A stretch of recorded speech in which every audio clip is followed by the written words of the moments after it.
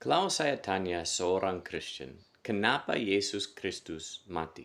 Seringkali mereka akan jawab, dia mati untuk dosa kita, supaya kita bisa diampuni dan bisa ke surga. Memang itu betul, tapi itu hanya setengah dari Injil yang benar.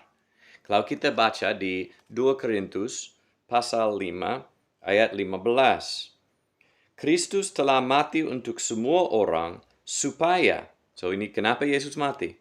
Kristus telah mati untuk semua orang supaya mereka yang hidup tidak lagi hidup untuk dirinya sendiri, tetapi untuk Dia yang telah mati dan telah dibangkitkan untuk mereka. So itu betul, Yesus Kristus mati untuk dosa kita supaya kita bisa diampuni dan bisa damai dengan Allah. Tapi waktu dia mati, dia juga bangkit dari kematian supaya kita bisa dapat satu hidup yang baru, supaya kita bisa jadi ciptaan baru di dalam dia. Dia mati dan bangkit supaya kita akan hidup untuk dia, tidak lagi hidup untuk keinginan diri sendiri, tapi kita harus tunduk kepada dia sebagai Tuhan kita, Raja kita.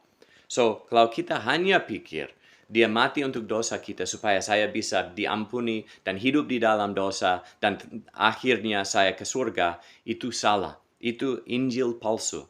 Injil sebenarnya dia mati dan bangkit dan sekarang duduk di sebelah Allah Bapa di takhtanya.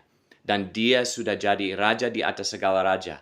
Dan dia mati dan bangkit supaya kita tidak lagi hidup untuk dirinya sendiri, tapi untuk dia yang mati dan bangkit untuk kita. Tuhan memberkati.